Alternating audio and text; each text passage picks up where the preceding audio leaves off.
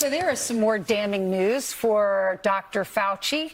More emails are being released, more voicemails are being listened to, and text messages. There are 34,000 texts and 522 voicemails and a lot of emails from Dr. Fauci that were being spread to experts in the business and the medical world. And Senator Rand Paul and Ron Johnson are pouring through all of these, and some of them are raising some red flags. There's this email on May 27th, 2021 from Dr. Janet Woodcock. She was the then commissioner of the Food and Drug Administration. She sent this email to Dr. Fauci about adverse COVID events, saying what a lot of us were saying on air.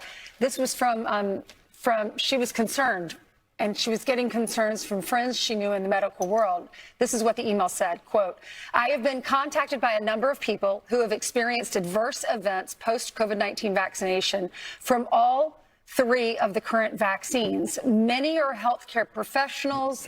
The people's main complaint is that no one is taking them seriously. No one knows how to treat them, and there is no effort to study this." We knew, before we read the rest of this, we knew there were problems. We were hearing this on a regular basis. If it wasn't happening, it didn't. But a lot of people were feeling effects of it.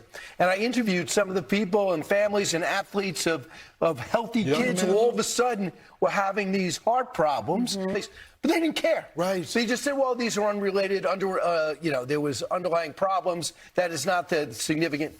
So they just they would start shadow banning you or banning you entirely on social media. The sinister part about all of this, Ainsley, is that behind the scenes, they knew this to be true. And look, I understand there is a massive debate right now about vaccines and what does the science says and all. Part of the reason people are tuned off right now and not listening to the medical professionals is because of things like this, instances like this. Then we find out that he's working with gain of function, that he's working with the NIH, but yet he's the top doctor. See, he's profiting off of his company doing gain of function with EcoHealth Alliance in Wuhan lab, and yet he's telling us that it wasn't from the Wuhan lab. It's from the Which wet is illegal, market. by the way. It's just there were so many conflicts of interest, so that's why we didn't trust